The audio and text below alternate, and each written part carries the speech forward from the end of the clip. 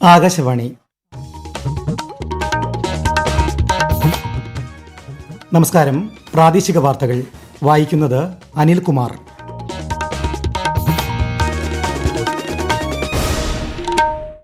പ്രധാന വാർത്തകൾ. നിലമ്പൂർ നിയമസഭാ ഉപതെരഞ്ഞെടുപ്പിന്റെ വോട്ടെണ്ണൽ നാളെ. ജയപ്രതീക്ഷയുമായി സ്ഥാനാർത്ഥികൾ. ഇസ്രയേലിനെതിരെ പ്രത്യാക്രമണം തുടർന്ന് ഇറാൻ. ആശങ്കയറിയിച്ച് ലോക നേതാക്കൾ. ഇറാൻ ഇസ്രായേൽ സംഘർഷം നയതന്ത്ര ചർച്ചയിലൂടെ പരിഹരിക്കണമെന്ന് ഇറാൻ പ്രസിഡന്റിനോട് ആവശ്യപ്പെട്ട് പ്രധാനമന്ത്രി നരേന്ദ്രമോദി. വിലക്കയറ്റം തടയുന്നതിനുള്ള വിപണി ഇടപെടലുകൾക്കായി സിവിൽ സപ്ലൈസ് കോർപ്പറേഷന് 100 കോടി രൂപ അനുവദിച്ചതായി ധനമന്ത്രി KN ബാലഗോപാൽ. ലീഡ്സ് ക്രിക്കറ്റ് ടെസ്റ്റിൽ ഇന്ത്യക്കെതിരെ ഇംഗ്ലണ്ടിന്റെ 1ാം ഇന്നിംഗ്സ് ബാറ്റിംഗ് പുരോഗമിക്കുന്നു. വാർത്തകൾ വിശദമായി. നിലമ്പൂർ നിയമസഭാ ഉപതെരഞ്ഞെടുപ്പിന്റെ വോട്ടെണ്ണൽ നാളെ. ചുങ്കത്തറ മാർത്തോമ ഹയർ സെക്കൻഡറി സ്കൂളിൽ രാവിലെ 8-ന് വോട്ടെണ്ണൽ ആരംഭിക്കും. ആദ്യം പോസ്റ്റൽ വോട്ടും തുടർന്ന് ഇലക്ട്രോണിക് വോട്ടിംഗ് മെഷീനുകളിലെ വോട്ടും എണ്ണും. വോട്ടെണ്ണലിനുള്ള എല്ലാ സജ്ജീകരണങ്ങളും പൂർത്തിയായി. സ്ഥലത്ത് കേന്ദ്രസേനയുടെയും പോലീസിന്റെയും ത്രിതല സുരക്ഷാ സംവിധാനം ഏർപ്പെടുത്തിയിട്ടുണ്ട്. ഈ മാസം 19-ന് നടന്ന വോട്ടെടുപ്പിൽ 75.27% പോളിംഗാണ് രേഖപ്പെടുത്തിയത്. LDFന്റെ M സ്വരാജ്, UDFന്റെ ആര്യാടൻ ഷൌക്കത്ത്, NDAയുടെ മോഹൻ ജോർജ്, സ്വതന്ത്ര സ്ഥാനാർത്ഥി PV അൻവർ തുടങ്ങി 10 സ്ഥാനാർത്ഥികളാണ് മത്സരരംഗത്തുള്ളത്. ഇറാൻ ഇസ്രായേൽ സംഘർഷത്തിന്റെ പശ്ചാത്തലത്തിൽ ഇറാൻ പ്രസിഡന്റുമായി പ്രധാനമന്ത്രി നരേന്ദ്രമോദി സംഭാഷണം നടത്തി.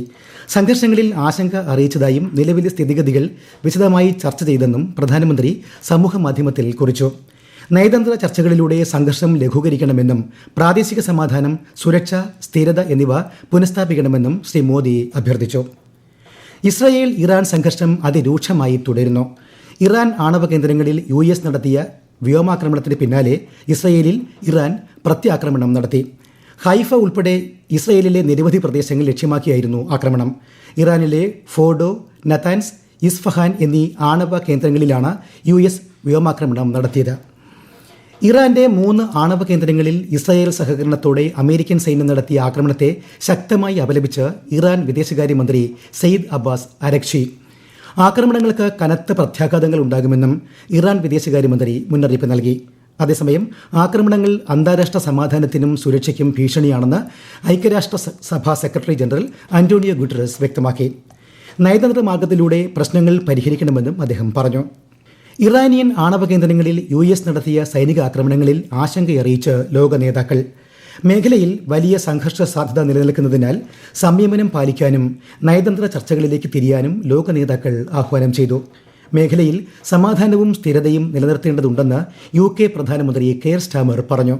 പ്രശ്നത്തിന് രാഷ്ട്രീയ പരിഹാരം തേടാൻ സാധ്യമായ എല്ലാ ശ്രമങ്ങളും നടത്തണമെന്ന് സൗദി അറേബ്യ അന്താരാഷ്ട്ര സമൂഹത്തോട് ആവശ്യപ്പെട്ടു.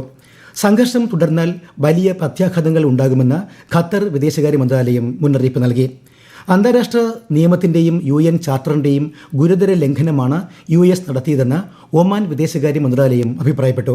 അതേസമയം ഇറാനിലെ സാഹചര്യം കണക്കിലെടുത്ത് അന്താരാഷ്ട്ര ആണവോർജ്ജ ഏജൻസി നാളെ അടിയന്തര യോഗം ചേരും. പഹൽഗാമിൽ ആക്രമണം നടത്തിയ തീവ്രവാദികൾക്ക് സഹായം നൽകിയ 2 പേർ പിടിയിൽ. ബെഡ്കോട്ട് സ്വദേശി പർവേസ് അഹമ്മദ് ജോത്തർ, പഹൽഗാമിലെ ഹിൽ പാർക്ക് സ്വദേശി ബഷീർ അഹമ്മദ് ജോത്തർ എന്നിവരെ ദേശീയ അന്വേഷണ ഏജൻസി അറസ്റ്റ് ചെയ്തു.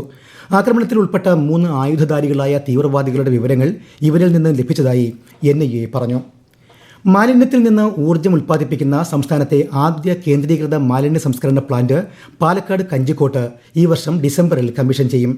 പദ്ധതിയുടെ 60% ജോലികളും ഇതിനകം പൂർത്തീകരിച്ചതായി മന്ത്രി MP രാജേഷ് അറിയിച്ചു. വിശദാംശങ്ങളുമായി ആകാശവാണി പാലക്കാട് ജില്ലാ പ്രതിനിധി ഫൈസൽ അലിമുത്ത്.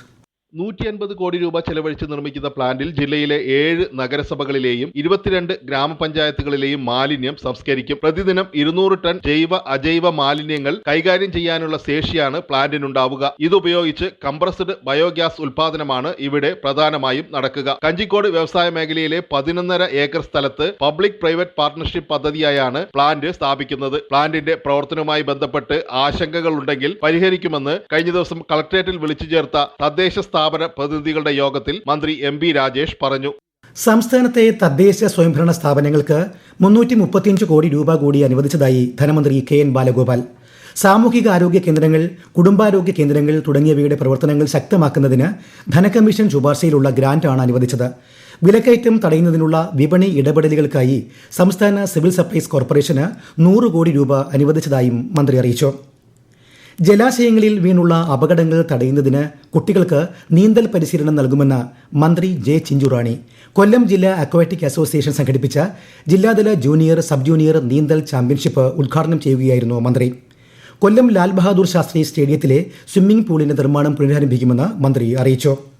ഈ വാർത്തകൾ ആകാശവാണിയിൽ നിന്ന്. ആകാശവാണി വാർത്തകളും വാർത്താ അധിഷ്ഠിത പരിപാടികളും all India radio news Thiruvananthapuram YouTube ചാനലിലും all India radio news Thiruvananthapuram Facebook പേജിലും AIR ന്യൂസ് _ തിരുവനന്തപുരം ഇൻസ്റ്റഗ്രാം അക്കൌണ്ടിലും AIR ന്യൂസ് _TVM X ഹാൻഡിലും ലഭ്യമാണ്. കഴിഞ്ഞ മാർച്ചിൽ നടന്ന 1ാം വർഷ ഹയർ സെക്കൻഡറി ഇംപ്രൂവ്മെന്റ് പരീക്ഷയുടെ മൂല്യനിർണ്ണയം, സൂക്ഷ്മ പരിശോധന എന്നിവയുടെ ഫലം പ്രസിദ്ധീകരിച്ചു. പൊതുവിദ്യാഭ്യാസ വകുപ്പിന്റെ ഹയർ സെക്കൻഡറി വിഭാഗം പോർട്ടലിൽ ഫലം ലഭ്യമാണ്. ലിറ്റിൽ കൈറ്റ്സ് നോഡൽ ഓഫീസർമാരുടെ തിരുവനന്തപുരം ജില്ലാതല ശില്പശാല പൂർത്തിയായി. ഈ അധ്യയന വർഷം 10ാം ക്ലാസ്സിലെ മുഴുവൻ കുട്ടികൾക്കും നിർമ്മിത ബുദ്ധി റോബോട്ടിക് പഠനം ഉറപ്പാക്കുമെന്ന് കൈറ്റ് CEO K അൻവർ സാദത്ത് പറഞ്ഞു. ലിറ്റിൽ കൈറ്റ്സ് യൂണിറ്റുകളുടെ ഈ വർഷത്തെ പ്രവർത്തനങ്ങൾ ശില്പശാലയിൽ ചർച്ചയായി. സംസ്ഥാനത്ത് ഒറ്റപ്പെട്ട ശക്തമായ മഴയ്ക്ക് സാധ്യതയെന്ന് കേന്ദ്ര കാലാവസ്ഥാ വകുപ്പ്. തിരുവനന്തപുരം, കൊല്ലം, പാലക്കാട് ഒഴികെയുള്ള ജില്ലകളിൽ ഇന്ന് മഞ്ഞ ജാഗ്രതാ നിർദ്ദേശം നൽകിയിട്ടുണ്ട്. മലപ്പുറം, കോഴിക്കോട്, കണ്ണൂർ, കാസർഗോഡ് ജില്ലകളിൽ നാളെയും മഞ്ഞ ജാഗ്രത പ്രഖ്യാപിച്ചു. പത്തനംതിട്ട നഗരത്തിൽ കുടിവെള്ളക്ഷാമം രൂക്ഷം. കുടിവെള്ളം മുടങ്ങിയിട്ട് 2 മാസത്തിലേറെയായെങ്കിലും ഇതുവരെ പരിഹാരങ്ങളായിട്ടില്ലെന്ന് പ്രദേശവാസികൾ പറയുന്നു. ആകാശവാണി പത്തനംതിട്ട ജില്ലാ പ്രതിനിധി ശ്രീജി S ശ്രീധർ തയ്യാറാക്കിയ റിപ്പോർട്ട്.